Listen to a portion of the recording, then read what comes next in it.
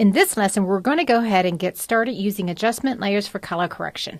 So I'm bringing out the layers panel so you can see it a little better. And I've got this image that, you know something's wrong with it, but maybe you don't know exactly where to fix it.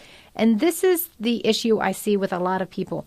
They open up an image, they say, okay, something's up, but I'm not quite sure what it is. So I'm going to go into brightness and contrast levels and curves, and I'm going to try to use everything I can possibly imagine to correct this image when it's really rather simple. Let me make this clear. I only use curves. And the reason why is because curves gives you the ability to do the same thing you can do with brightness and contrast and levels and color balance and all those other tools in one tool. And you saw in the last lesson that the more things you do in Photoshop to correct your image, the more degradation or damage you do to the image. Even if you know what you're doing, you will break up your histogram. And even if I show you how to use the curves panel on a Photoshop image, it will start breaking up in the histogram, but it does improve the image. You don't want to just continue to add steps. You want to make one confident step. Now, how can I do this? First of all, using adjustment layers for my changes. And I'm choosing curves. I'm going to reposition the layers out a little bit and pull out my adjustment panel. And you'll see in here that I've got a couple options as far as tools that I can use, including eyedroppers and sliders and all sorts of things. And these really should not be confusing. The only confusing thing to me is right now, this is set up that 0, or the point to the left, is actually darkest because it's based upon an RGB image, which this is. So if you have no light on, you're black. And if you have lights all on, you're white. So if I want to make this more logical to me, even as a print person or even as a web person, you just want to understand that more color means darker in this tone ramp and less color means lighter. You can just go up to the panel menu. You can choose Curves Display Options and set this to read as pigment or ink. And this is not changing this image to CMYK, and this is totally safe to do, and it keeps it in RGB, but I believe it makes it a little bit more logical to read the values. Now next, most importantly, when you create or work on an image, you want to know where the lightest point and the darkest point of the image. And the lightest point should not be a specular highlight. What's a specular highlight? Something shining. Could be a flame in a candle, could be a reflection off a bumper, could be jewelry. And the reason you don't want to pick that as your lightest point of your image and set that as the beginning of your tone curve is because it'll flatten out the rest of the image.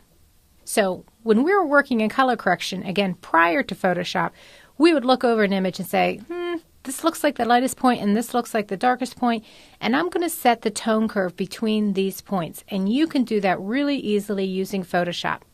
Easiest way possible is to take this tone curve, and if you hold down your Option or your Alt key and you click on the white slider, you'll see I can bring this in, and the lightest points appear first.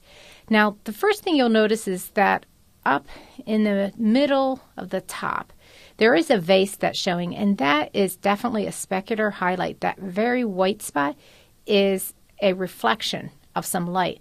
So I don't necessarily want to pick that as my lightest point. I might pick something that's not shiny, and I can let go to see what's down there, and then click again with my Option or Alt key and bring back, and I'm probably going to pick something like this paper down here. How do I pick it? I simply hold my Shift key down and I click.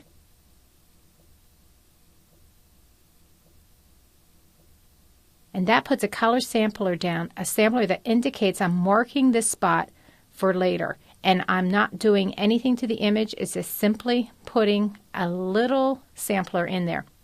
Now I'm going to find the darkest area as well. So I'm holding down my Option or Alt key and clicking on the black slider, sliding this in. Okay, you see this typically. If you see a lot of shadow areas, your camera probably isn't the best, your scanner's probably not the best. This is not too bad, but sometimes you'll slide in and you'll see like 30-40% of your image is coming up as the shadow. And that typically is the result of a device that can't get into those shadow areas. I'm seeing here that probably under the handle is most likely the best spot. So I'm holding down my Shift key and I'm clicking. And now I've indicated where my light point is and where my dark point is, but I still have done nothing yet. Trust me, this is going to look confusing at first. I'm going to run through this a couple times, but it is so easy. And when you have this down, you will be able to color correct your images in about 30 seconds or maybe just a little more and confidently correct your images. So I am going back to my adjustments panel. And I'm double clicking on the white eyedropper. And notice this one's white, this one's gray, and this one's black. This is your highlight and this is your shadow. We're not dealing with the midtone right now, that gray point. We're going to stick with the highlight and the shadow. I'm double clicking on the highlight. Yes, I am working in RGB and I am changing my CMYK value. That's okay. I'm giving this a plain old neutral value of 5, 3, 3. All that I'm doing is I'm setting CMYK values to make sure that my lightest point of this image is not paper white. This gives me some kind of dot value whether I'm working in web or print. I want this value in here. Now, paper white is reserved for specular highlights. If you have something shiny, you can let that be paper white. And what I mean by paper white is there's no dot appearing in there. And that will help it have a little bit more impact when it's printed or even published on the web. But typically, if something is not reflecting or is not shiny, you want to have some kind of dot value in there. So I'm inputting 533, clicking OK. Yes, I'm saving that target value. And then I'm going into the shadow area, and I should not have to set anything here if my color settings are set correctly. But I do want to let you know that if you work with a printer all the time, the same printer, maybe you have an in-house printer, you can ask them, hey, what is the highlight that you can hold on press? Or what is the shadow that you can hold on press? And then you can input those values here. These values that I gave you, using the default for the shadow and using the highlight of 5% cyan, 3% magenta, and 3% yellow, are just defaults that will work for web, interactive, print if you don't know where you're going. So I'm clicking OK. And now I'm indicating by clicking on the highlight eyedropper that this is my highlight. And then clicking on the shadow eyedropper, and this is my shadow. You can already see the image is becoming more balanced, more contrasty. That's because I'm adjusting the tone curve. I can even open this up a little bit by pulling down the tone curve to open up the midtones and add a little more contrast myself by going up into the 3/4 tones. And you'll see here's my quarter tone, my midtones, my 3/4 tones, all the way up through the shadows. Now I'm almost done. I've got this image. I set my highlight and shadow, and I just want to check to see if the color's balanced as well. So I look for something that is neutral or supposed to be neutral. This could be the vase. This could be the white couch with a gray shadow. I explained to you in the last lesson what neutral is. A neutral is a gray. It's a gray, and grays should be equal amounts of RGB, and it helps me so much to understand whether this image is balanced or not, or whether it has a color cast. So what I'm going to do is just go ahead out here and hold down my Shift key and click in a gray area, and then I'm going to look at my info palette, and my info palette has read my first sampler point, my second one. You don't really have to pay attention to these because they were just reading your highlight and shadow.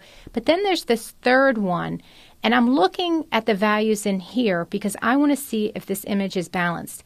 And you can see values going down the line, 110, 92, 95, and then slashes. These are the values prior to me going into this adjustments panel. If I look on the right, these are the values now, and you can see my red is at 148, my green is at 133, and my blue is at 133. I need values to all be equal to make this image balanced. Pretty simple, huh? Red needs to be 133. I come into my adjustments panel, click on red. There's my red. I can simply go out to the point that I indicated is the neutral. Make sure that you have no eyedroppers active. You just click on them again and then click on that point, or if you want to leave a marker on the tone curve, hold down your Command key or your Control key and click on that point, and you'll see a little marker comes up on your tone curve indicating where you want to adjust this for that particular value. And then I'm going to grab this and move this down till it says it is 133. or close. Sometimes it skips a point, but 132, 134 is okay. Now, I could have done all of this pretty much without looking at the image. I'm going back to the layers panel to show you something. Here's what the image looked like prior to us working on it. Do you see that really heavy pin cast? Yes, you knew there was something wrong, but you weren't quite sure what. By reading the values and adjusting based upon the values, look at the results you can get. And we haven't even finished this. We can go into sharpening and some other details as well. But this is just to get you started.